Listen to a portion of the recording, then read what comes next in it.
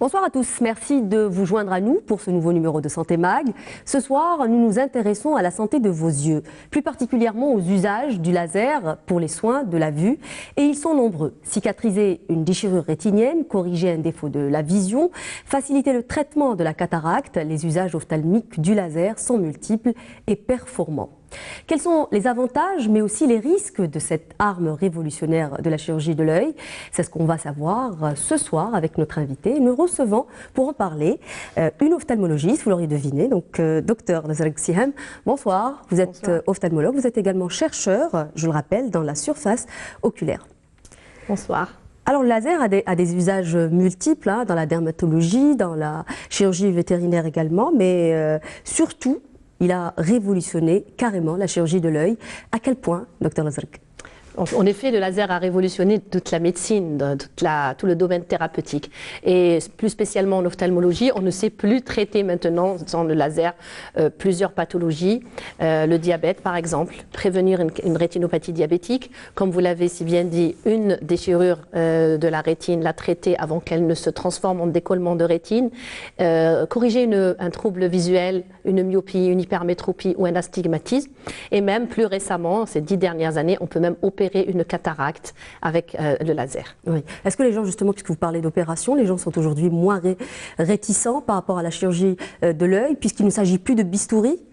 Un peu moins, mais en fait, ils ont toujours peur du mot laser. Je pense que c'est le mot qui fait peur. Dès qu'ils entendent le mot laser, ils ont l'impression que c'est quelque chose de dangereux pour l'œil et ils ne sont pas encore assez familiarisés avec les techniques de laser. Alors, je pense que la plupart des gens autour de nous ont tendance à croire que le laser est utilisé surtout dans la chirurgie de confort, comme vous disiez à l'instant, la chirurgie donc réfractive, mais pas seulement. La chirurgie est utilisée, le laser est utilisé également dans les soins aujourd'hui. Est-ce qu'on peut savoir quels sont les différents domaines dans lesquels est utilisé le laser aujourd'hui? Le laser fait partie de notre pratique quotidienne. On peut traiter un glaucome avec le laser. Par exemple, il y a différents types de lasers selon des longueurs d'onde. Cela n'est pas intéressant pour tout le monde. C'est-à-dire qu'il faut comprendre juste qu'il n'y a pas un seul laser, mais plusieurs. Plusieurs lasers. Il y a des dizaines de lasers et qui sont différents par leur longueur d'onde. Et chaque laser a une propriété particulière. Il y en a qui coupent, qui sont comme des couteaux. Ouais. Donc, certains lasers coupent, certains lasers coagulent, certains lasers détruisent, certains lasers lissent une surface. Oui. Donc, cela dépend de leur longueur d'onde et de leur usage. Et donc, on peut traiter un glaucome, comme je vous l'ai dit, en mettant un petit trou au niveau de l'iris. Vous savez que le glaucome, c'est une pression de l'œil, c'est une hypertension de l'œil. Donc, pour baisser la tension, on met un petit trou au niveau de l'iris pour laisser le liquide au niveau de l'œil circuler et pour baisser la tension. Donc, certains glaucomes... Il faut dire juste que le glaucome est une maladie qui peut causer la cécité, carrément. Tout à fait. C'est une maladie chronique, grave et cécitante. Et insidieuse. Il faut savoir que tous les glaucomes ne sont pas aussi traitables par le laser. Par exemple, le glaucome à angle fermé, qui est un type de glaucome assez répandu, peut être traité catégoriquement par ce type de laser qui s'appelle le laser YAG. On peut aussi traiter une déchirure rétinienne chez un myope par exemple. Les myopes sont sujets aux déchirures rétiniennes. On leur fait une séance ou deux de laser. On va essayer de photocoaguler la lésion pour l'empêcher de s'amplifier et de donner un décollement de rétine qui lui nécessitera une chirurgie endoculaire, c'est-à-dire aller vers la rétine, une chirurgie rétinienne. On peut aussi prévenir l'aggravation d'une rétinopathie diabétique quand elle commence à s'installer et de là justement éviter la cécité par le diabète. On va y revenir plus en détail justement, on va tout de suite regarder un reportage, je vous propose de regarder un reportage qui va expliquer tous ces usages justement du laser dans la médecine de l'œil. Regardez, c'est un reportage signé Farida Ben Muslim. Aujourd'hui, le laser est devenu un outil indispensable dans le domaine de l'ophtalmologie. Grâce à sa précision, on peut corriger des troubles de la vision ainsi que plusieurs maladies de l'œil. Nous avons plusieurs types de lasers. Le premier type de laser, à mon sens, est l'un des plus vieux d'ailleurs, c'est le laser YAG. C'est un laser, c'est une lumière qui coupe. C'est un laser qui coupe des tissus.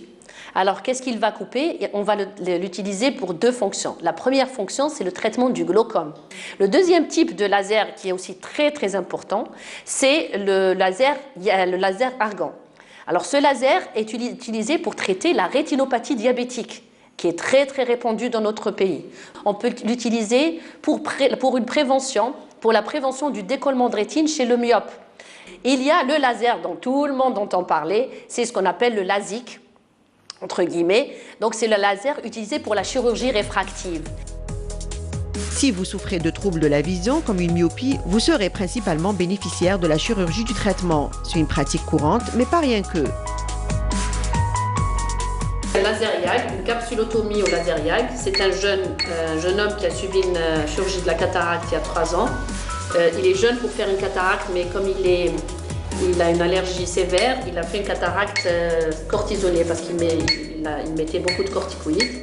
Donc opéré de cataracte, et là il fait une opacification de sa capsule. هي الديفيرونس تحسنت شويه تحسنت الحمد لله.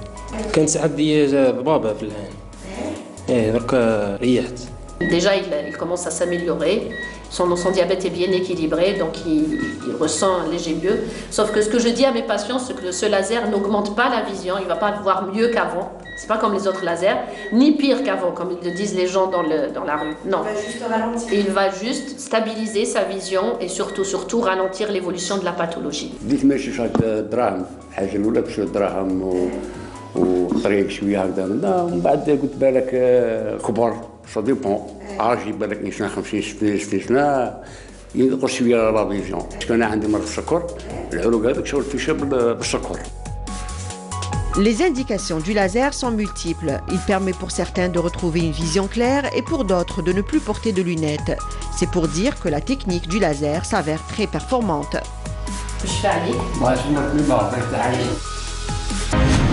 رائد في صناعة الأدوية الجميسة، الجودة في صميم اهتماماتنا، إنجازات وتحديات، مشاريع واعدة في الأفق. ثقتكم هي قوتنا، خبرتنا في خدمة صحتكم. صيدان، مؤسسة في أوج النمو.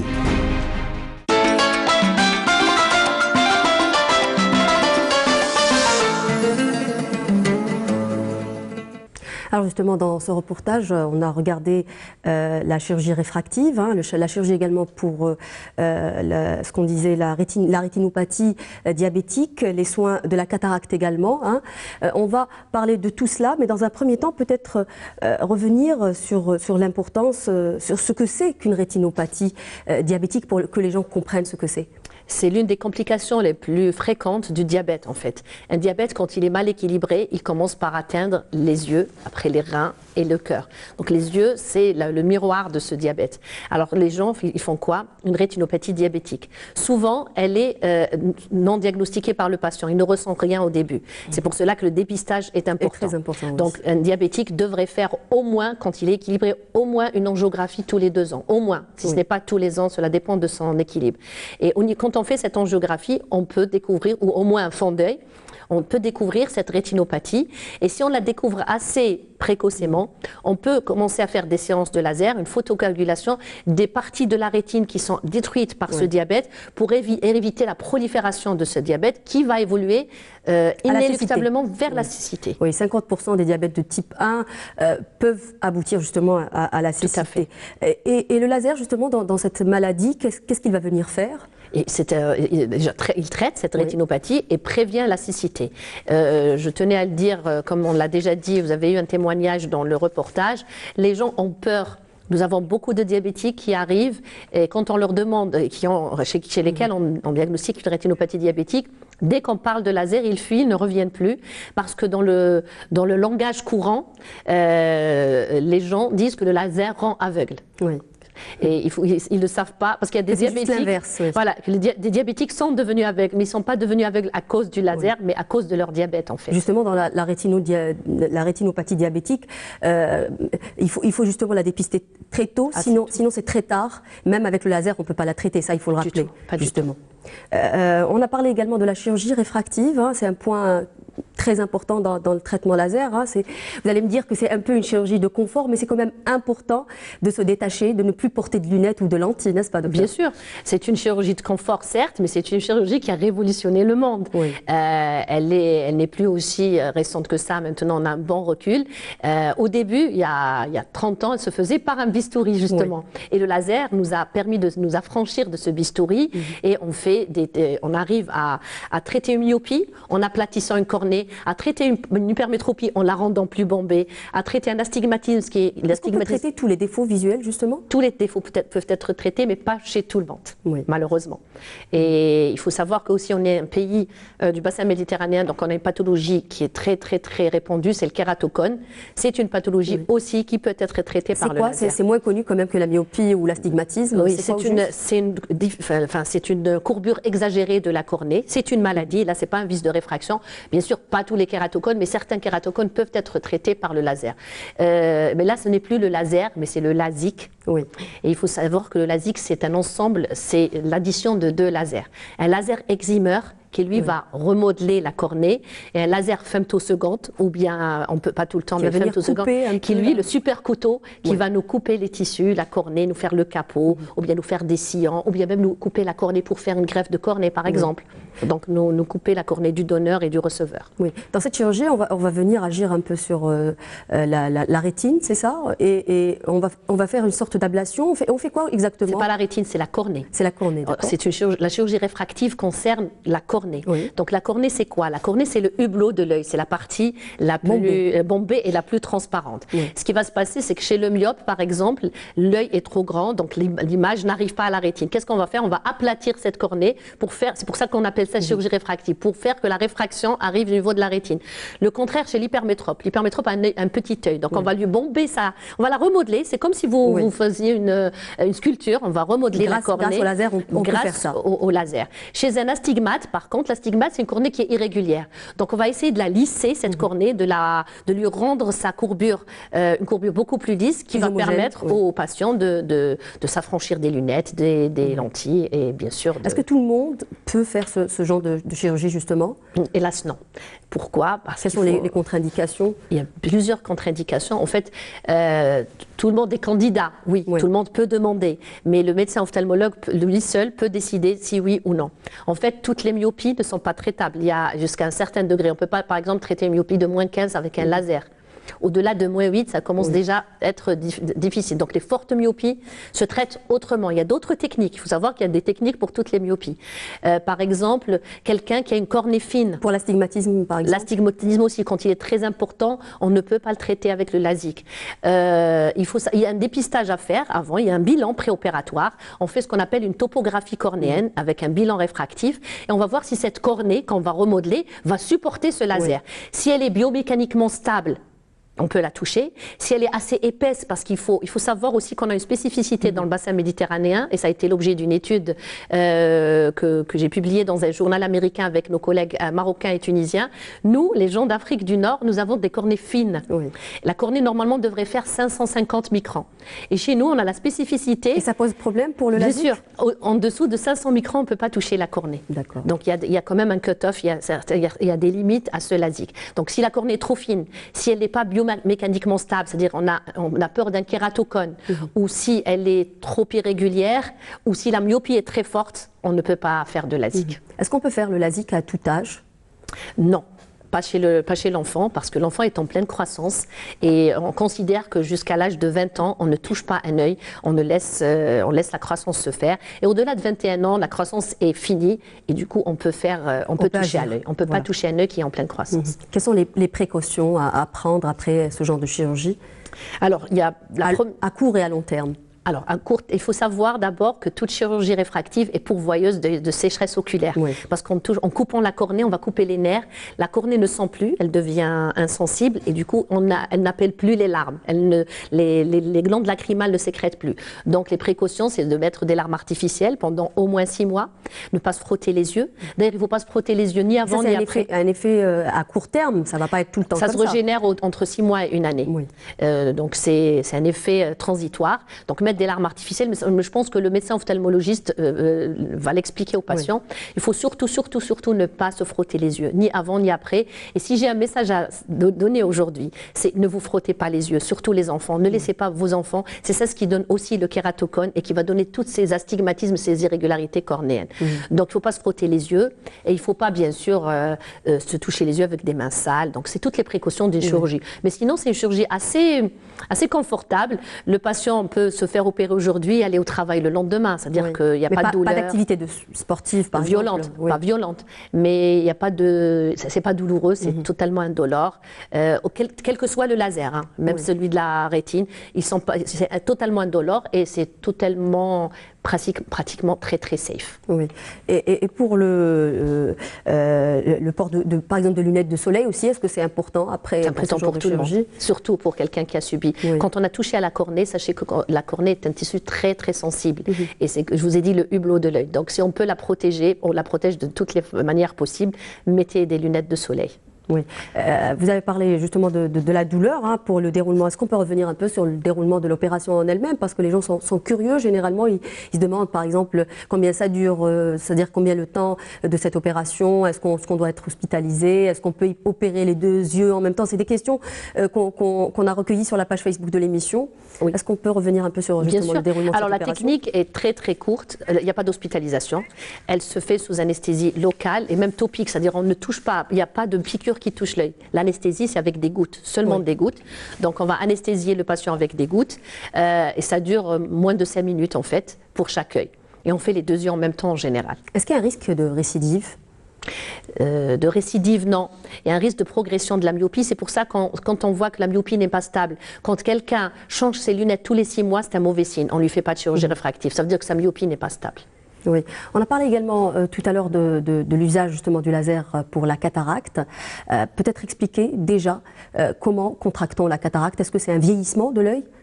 La cataracte, ce n'est pas une pathologie, c'est juste un vieillissement tout à fait de l'œil.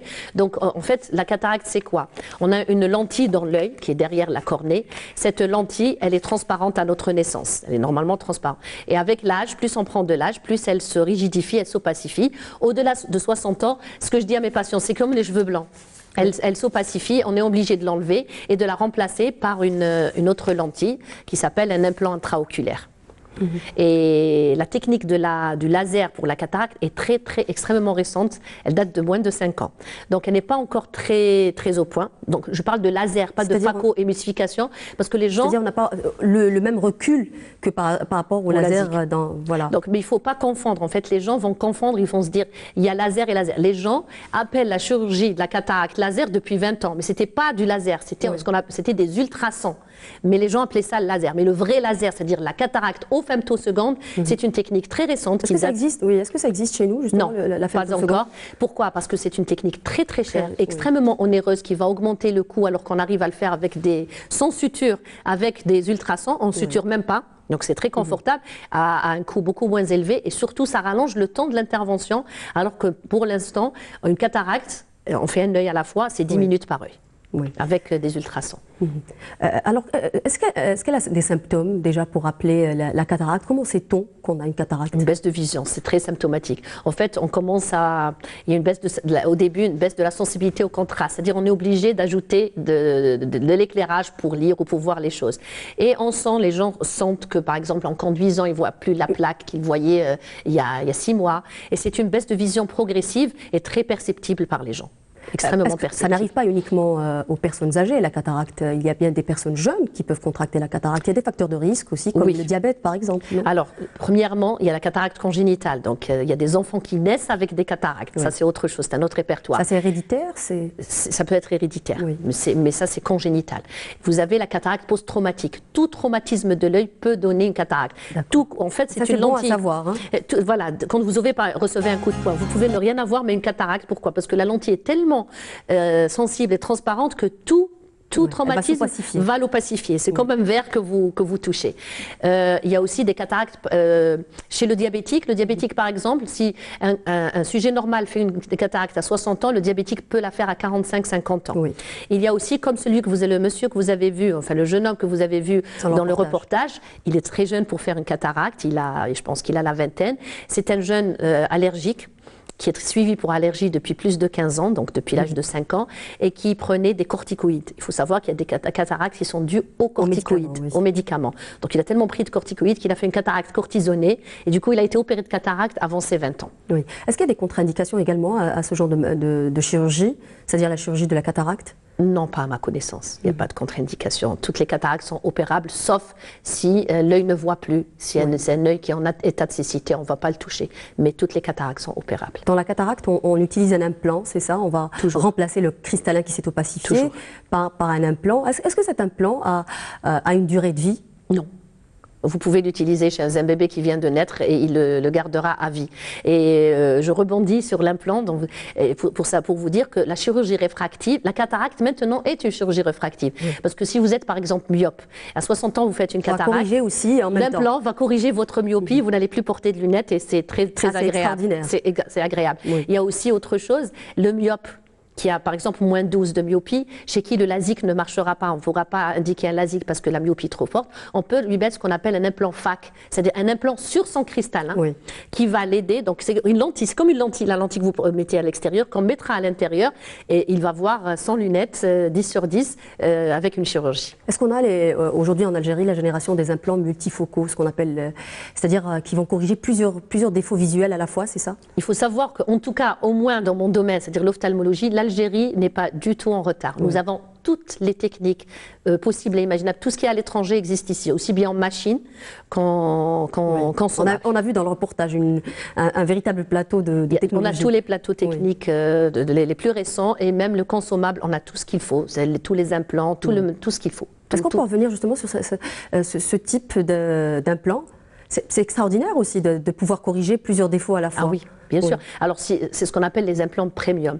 Alors, il y a des implants qui vous corrigent aussi bien la presbytie que l'hypermétropie, par exemple. C'est ça, les implants multifocaux. C'est comme si vous aviez des verres progressifs, en fait. C'est des implants progressifs avec lesquels vous allez voir de loin et de près. C'est extrêmement agréable pour quelqu'un qui a plus de 50 ans, qui a des problèmes de presbytie. Donc, il enlève la cataracte, il a tout réglé, aussi bien la vision de loin et de près. Vous avez ce dont je vous ai parlé, les implants FAC, un myope de moins 18. Vous imaginez, moins 18, c'est des verres comme ça, très inesthétique. Oui. Là, à ce moment-là, justement, c'est pas une chirurgie de confort, mais c'est carrément, ça change la vie d'une personne. Quasiment. Vous savez, c'est très complexant de porter des verres très épais. Non, c'est contraignant aussi, sans les lunettes, par exemple, la nuit, faire de sport, ou à la plage, on voit carrément. En fait, nous qui portons pas de lunettes, on se rend pas compte. Mais moi, mes patientes me disent, vous imaginez pas, quand je me lève le soir, je donne le biberon à mon bébé, je cherche pas mes lunettes. C'est vrai que ah non, ça change la vie. Ça change la vie. Vous lui mettez un implant, ça dure 5 minutes, un implant FAC, et elle voit toute sa vie sans lunettes, c'est magnifique. En finalité, donc le dernier mot, le laser est sans danger? Sans danger, tout à fait safe. On a assez de recul pour dire que c'est sans danger.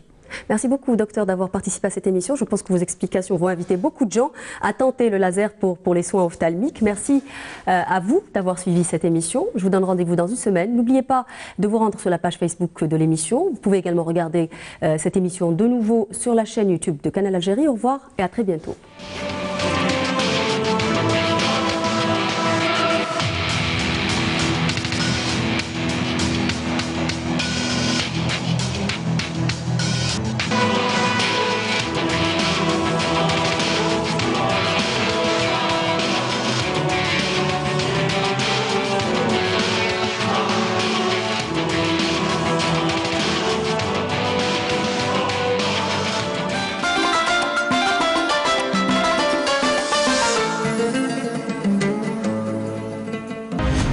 رائد في صناعة الأدوية الجليسة، الجودة في صميم اهتماماتنا، إنجازات